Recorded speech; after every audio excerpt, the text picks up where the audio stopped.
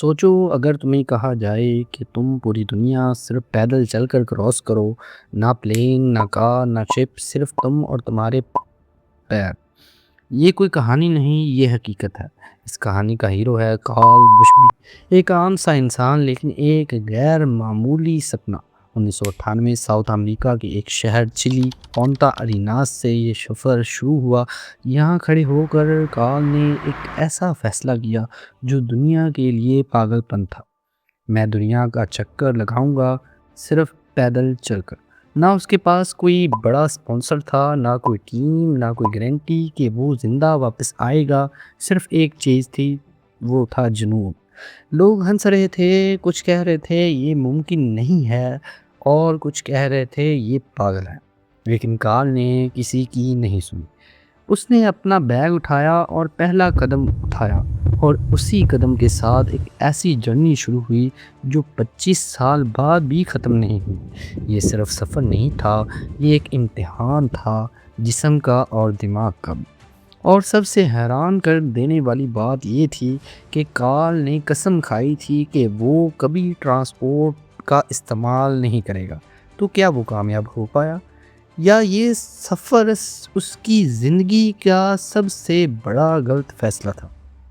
Karl بشبی نے اپنا پہلا قدم اٹھایا، لیکن اسے بالکل اندازہ نہیں تھا کہ آگے کیا ہونے والا ہے۔ کارل بشبی کے حساب سے وہ یہ سفر پوری دنیا کا 27 سال تک طے کر لے گا۔ ساؤتھ امریکہ کے گھنے جنگل جہاں صرف اندھیرا ہی اندھیرا تھا، نہ سیدھا راستہ، نہ کوئی مدد، صرف خاموشی۔ دن گزرتے گئے اور کارل چلتا رہا۔ کبھی تیز دھوپ، کبھی مسلسل بارش، کپڑے گیلے، جسم تھکا ہوا اور پیٹ بھوک سے جل رہا تھا۔ اکثر ایسا ہوتا کہ اسے دنوں تک پراپر کھانا نہیں ملتا۔ کبھی وہ چھوٹی موٹی چیزوں پر گزارا کرتا، کبھی صرف پانی پہ، اور پھر آئی تنہائی۔ ایسی تنہائی جہاں نہ کوئی بات کرنے والا تھا، نہ کوئی آواز، صرف اپنی سانسوں کی آواز اور جنگل کی عجیب خاموشی۔ انسان جب اکیلا ہوتا ہے تو اس کا سب سے بڑا دشمن اس کا اپنا دماغ بن جاتا ہے۔ کارل کے ساتھ بھی ایسا ہی ہوا۔ کبھی اسے لگتا کہ کوئی اسے دیکھ رہا ہے، کبھی کوئی آواز اسے لگتی کہ یہ خطرہ ہے، یا میں یہاں اکیلا نہیں ہوں۔ ایسی چیزیں اسے محسوس ہوتی۔ لیکن اصلی چیلنج صرف جنگل نہیں تھا، راستے ختم ہو جاتے تھے، پیر زخمی ہو جاتے تھے، اور ہر دن ایک نئی مشکل لے کر آتا تھا۔ پھر بھی کارل رکا نہیں۔ اس نے ہر درد، ہر بھوک، ہر در کو اگنور کیا اور بس چلتا گیا۔ کیوں؟ کیونکہ اب یہ صرف سفر نہیں تھا، بلکہ اس کی ضد بن چکا تھا۔ لیکن جو آگے آنے والا تھا وہ جنگل سے بھی زیادہ خطرناک تھا۔ برف، موت، اور ایک ایسا چیلنج جہاں ایک چھوٹی سی غلطی کا مطلب تھا سب کچھ ختم۔ جنگل کا امتحان ختم ہوا، لیکن کارل بشبی کے لیے اصلی خطرہ اب شروع ہو رہا تھا۔ الاسکا۔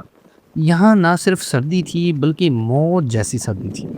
ٹمپریچر -40 سینٹی گریڈ تک گر جاتا تھا، سانس لینا بھی مشکل ہو جاتا، ہر قدم برف پر اور ہر قدم کے نیچے خطرہ۔ کارل کے ہاتھ جمنے لگتے، پیر سن ہو جاتے، اور جسم دھیرے دھیرے جواب دینے لگتا۔ لیکن سب سے بڑا چیلنج ابھی باقی تھا، بیرنگ اسٹریٹ۔ یہ وہ جگہ ہے جہاں الاسکا اور رشیا کے درمیان سمندر ہے، اور کارل نے فیصلہ کیا میں اسے کراس کروں گا، وہ بھی پیدل۔ لیکن کیسے؟ سمندر پر چل کر۔ سردیوں میں یہ سمندر جم جاتا ہے لیکن پوری طرح سیو نہیں ہوتا۔ برف کبھی بھی ٹوٹ سکتی ہے، اور اگر ایسا ہوا نیچے برفانی پانی اور صرف کچھ منٹوں میں موت۔ کارل نے اپنا سفر شروع کیا، ہر قدم سوچ سمجھ کر رکھا، ہر آواز پر نظر، کبھی برف چیختی، کبھی ہلکی سی کریک کی آواز، اور ہر بار اس کا دل رک جاتا۔ بس ایک اور قدم، بس تھوڑا اور۔ دن اور رات کے درمیان وہ برف پر چلتا تھا، اکیلا پن، سردی اور خوف۔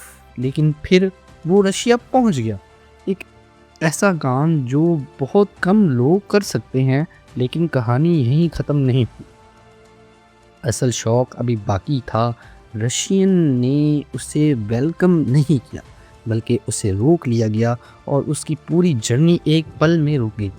کارل بشبی نے وہ کر دکھایا تھا جو اکثر لوگ صرف سوچ بھی نہیں سکتے، برف پر چل کر رشیا پہنچنا، لیکن جہاں اسے ایک نئی شروعات ملنی چاہیے تھی وہاں اس کا سامنا قانون سے ہوا۔ رشین اتھارٹیز نے اسے روک لیا۔ تم یہاں کیسے آئے؟ تمہارے پاس انٹری کا کوئی لیگل ریکارڈ نہیں۔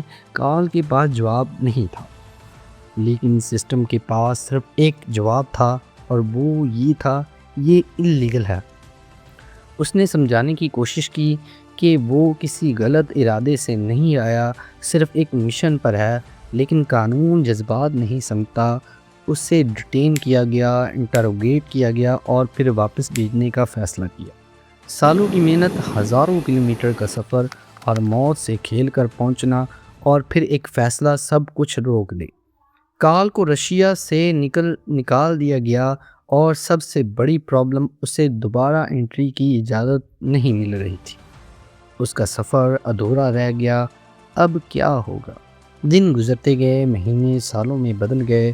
کارل ویٹ کرتا رہا، پیپرز، پرمیشنز، اپروولز، کبھی امید ہوتی، کبھی سب کچھ بیکار لگتا، لیکن ایک چیز نہیں بدلی، اس کا جنون۔ وہ رک گیا تھا لیکن ہار نہیں مانی تھی۔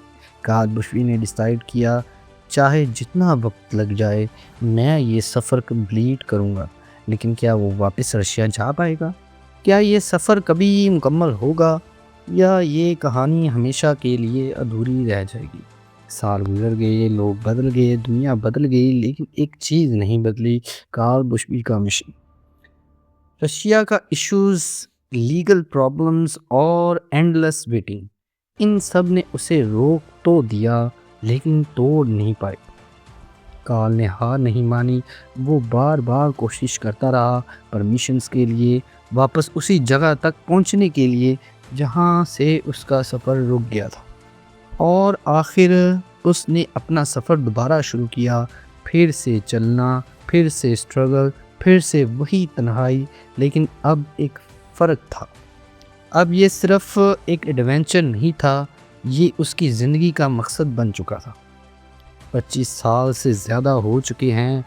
سوچو، آدھی زندگی صرف چلنے میں گزار دی، نہ آرام، نہ اسٹیبلٹی، نہ ایک نارمل زندگی، صرف ایک سپنا، دنیا کو پیدل کراس کرنا۔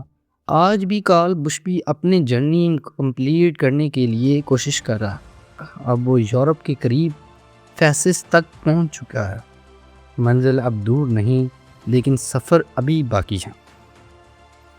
اس کہانی کا سب سے بڑا سبق کیا ہے؟